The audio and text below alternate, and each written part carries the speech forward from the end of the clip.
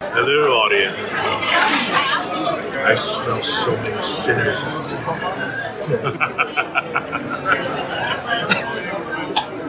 That is terrifying. Hello there. Welcome back up to our coverage of the HorrorCon in New Jersey and Film Fest 2018. I, of course, am Scott Thurlow, and I'm here with Neil Young. Pennhurst Asylum. We're down in Spring City, Pennsylvania. It's one of the nation's best haunted houses. We are in a real former state mental institution. It's quite the spooky place. You got to come down and see it this season. Pending approvals, we're going to have all kinds of stuff going on in the spring. We've got some ghost tours scheduled, ghost hunting, historic tours, photography tours, a lot of other events. Last year we had a beer festival there. It was a lot of fun, and I just love working there. It's like the best place on earth. You know, it's just so much fun, and we're growing and growing and growing. And Halloween is such a huge holiday. It's just such a blast. Ghosts and beers, what could be better? So we've been hanging out with Neil for a little bit before we did the official review, and he's got some awesome stories. So would you mind regaling one or two for our listeners? Oh, well. Some of the highlights, maybe. Oh, well, you know, we've got so much stuff going on at Pennhurst. You know, just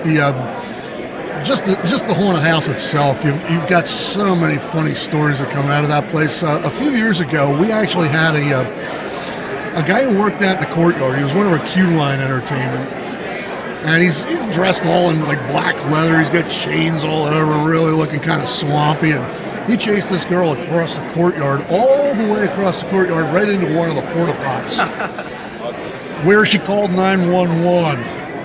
Yes, and it was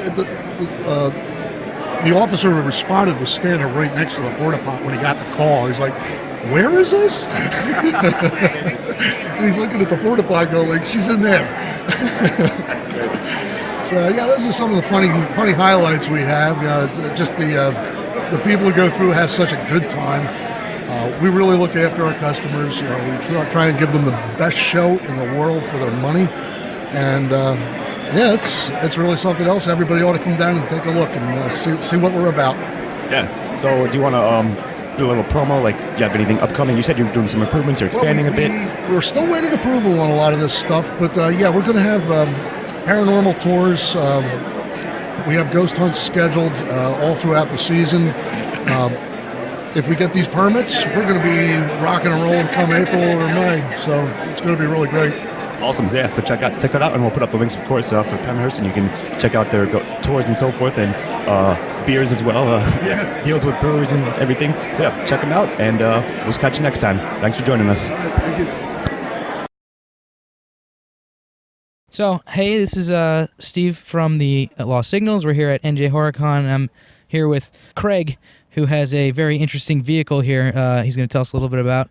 Craig, how you doing? Yeah, good. Welcome inside KITT, the Night Industries 2000. I'm glad you were saying hello earlier, and now you're inside. Yeah, absolutely. We did a little quick little interview with KITT, and then Craig walked up and said hi. So figured we'd talk to him a little bit, and he kindly invited us inside. So now that we said hi to Craig, hello, KITT. How you doing? It's good to hear your voice. How are you feeling? And I thought we were finally beginning to hit it off. Oh, that's amazing. This is great. So, did you buy KITT all decked out like this, or did you put work into this? Yeah, these are usually assembled. I mean, you don't just buy one completely done. Although I guess some people probably could, but for me, I'm a car nut. I host a car podcast, the Auto Chat Show. So, you know, we always are doing projects with cars, reviewing new cars, and I'm you know, these two hands. This is what made this happen. So it's just getting involved in a project and seeing it through to the end. But there are people out there that make a lot of these pieces, but you have to put it all together the right way and kind of wire it all together the right way and make sure the car is solid. And I wanted it to be as exact as I could to look like it was on the show. So if you look, this is kind of a very, very good replica, including all the buttons up here that work, and they, you know, beep and do different things and light up, and you know, so it's a full replica. as close as you can get, pretty much, without having like rockets shoot out of it and jumping over buildings and stuff. Well, that's the next upgrade, I'm sure. Yeah, exactly. But yeah, and we'll get some pictures in here as well, so we can show everybody who's listening what actually we're talking about here. But yeah, man, is there anything else before we go that you want to talk about, or anything else that KITT wants to tell us about? Well, KITT is, he gets a little moody sometimes, but I mean, he's glad you're here, and it's been great talking to you guys. KITT, you have anything else you want to say, or are you good? Thanks. You're not so bad yourself. Would you mind keeping your grubby little hands to yourself? All right, I guess he's getting a little cranky right now, so that happens sometimes. But anyway, it was good chatting with you guys. And again, if you want to check out the show, theautochatshow.com, and you can see more pictures of KITT as well as some of the new car reviews that we do every week on our podcast. So definitely check us out. Absolutely. Thanks a lot, Craig. Appreciate you having us in here. And like I said, we'll get some pictures of all the buttons and everything that you were talking about. We're super excited. Goodbye, my friend. I think I'll miss you. Oh, I hope you'll miss me, KITT. All right, man. Thanks, man. Thanks a lot. We're going to get back to it, back inside, but we appreciate it, and we'll be up this week with this episode. All right, thanks, man. This is Steve from The Lost Signals. We're here from NJ HorrorCon and Film Fest in New Jersey, and we are joined here by author Neil Cohen, who's got a zombie trilogy, 2 books out, 1 forthcoming, and just want to hear a little bit about it. So take it away, Neil. Thank you for having me. My book series is called Exit Zero Zombie Trilogy. Follows the beginning of the zombie apocalypse as it starts in New Jersey. The first book, Exit Zero, follows the first 48 hours of the zombie apocalypse as it begins in New Jersey, follows a cast of characters. They're fighting their way down to Garden State Parkway at the beginning of the end. Second book, Nuke Jersey, follows life in New Jersey under the zombie apocalypse. Basically, the rest of the country has sealed off New Jersey in an attempt to contain the virus, but the president was actually stuck in New Jersey when it was sealed off in quarantine, so he is running the country out of Cape May, New Jersey. And the third book, Zombie Democracy, comes out June 2018, and this follows the first presidential election post-zombie apocalypse. The zombie virus has spread nationwide, and the country is going to vote under the zombie virus. Love it. I love the premise. A while ago, a couple of the members of the Lost Signals did a short-lived zombie magazine. So always nice to hear more zombie heads coming out. Never dies. The genre never dies. Oh, absolutely. Romero was really onto something. Absolutely, and also because it hits so many chords. It's societal chords. It hits our core fears as human beings, which is the fear of death. And also, it's political. The first Night of the Living Dead was political. My book is political. All zombies are political. We should put that on the front of one of your books. All zombies are political. Zombie Democracy. Wah. Yeah, so awesome. What got you into writing about zombies? Well, I love the genre, but I felt that it was not being served well. I had a different idea. I wanted to see what would happen with society living with a zombie apocalypse. First of all, it's not going to be the apocalypse. Second, the government isn't going to collapse in 48 hours. It's not going to be like Walking Dead. The country will go on for a good period of time with zombies. We will adapt. We will develop technology. The government will adapt, and we will exist with zombies everywhere for a period of time. And that's what I address in my book. How do real people deal with zombies? How do the salespeople and lawyers and nurses and bloggers live under a zombie? Not everybody is a zombie-killing ninja. Not everybody is a psychopathic leader. People are just going to have to live their lives with zombies, and that's what I try to address in the book.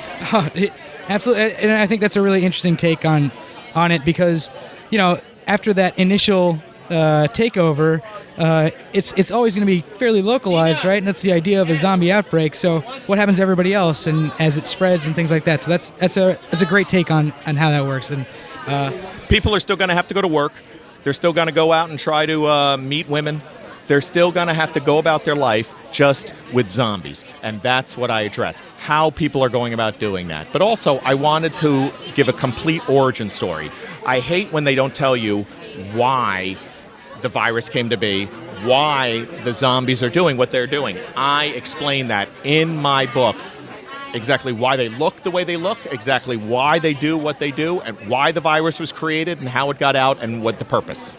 I dig it, and I do really like the cover art on these books. So that's one thing in your favor there. It's always awesome to see some cool cover art, something that'll really get you in. You know, that's a lot of the reason why people buy books, and it's good to see that you got that. Yep. Well, I came up with the concepts. My publisher created the cover, the artwork, but it was all my design, my ideas. Very nice, very nice. All right, I don't want to take up too much more of your time, but is there anything else you want to? Important and very valuable. So please stop taking up my time. But one more question, please. Is there anything else that you're working on outside of the zombie books, or is this taking up? Right now, I'm waiting for the third book to come out, and I'm going to do heavy promotion. That comes out June 2018. But that's right now. It's just promoting the trilogy. Just laser focus. I completely understand that.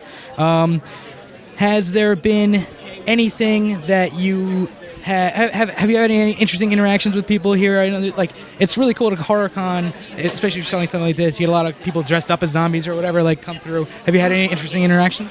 The coolest thing I've heard was a guy came up to me and he's like, "Holy cow! I bought this book when I was deployed to Afghanistan, and I read it in Afghanistan when I was deployed, and now he came in and bought the second book." But that was probably the coolest story. That is awesome. All right, well, Neil, thank you very much for being on. I really appreciate the interview, and we'll get people links. We'll grab your card. See it at ExitZeroZombie.com, my website, ExitZeroZombie.com, on Twitter and Instagram at ExitZeroZombie, and Facebook, Exit Zero Zombie. I've cornered the Exit Zero Zombie market.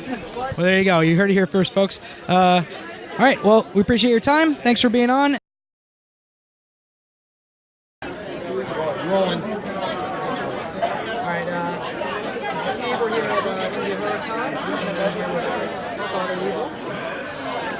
And he's been nice enough to allow us to do an interview with him. Hello, audience. I smell so many sinners out there.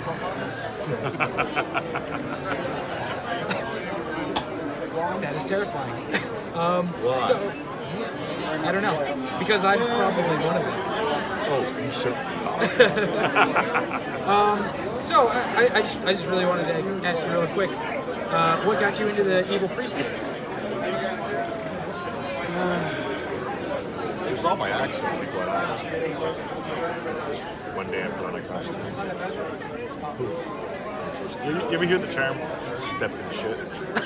Yeah, I definitely have it. Well, I stepped in a big pile, and I ran with it. Hey, that works out. That works nicely. It looks like you got all kinds of accoutrement here. Yes, a lot of Father Evil merchandise. We have rosaries, we have prints, we have jewelry boxes, keepsake boxes, candles, tumblers, Cosplay myself. mugs, coffee mugs. Absolutely. So, that's great. Do you mind telling the story, or was you just scared of your overall presence, your evil presence? It was my overall presence. She was just like, "Oh my God," and I said, "No, there is no God," and she just took off. That's great. That's wonderful. All right. So, I guess really what we really want to come over here and ask you is if there's any people that are aspiring to the evil church. What's your best advice to them? Follow your heart. Follow all the 7 deadly sins. You'll go far. I promise. All right. Thank you very much.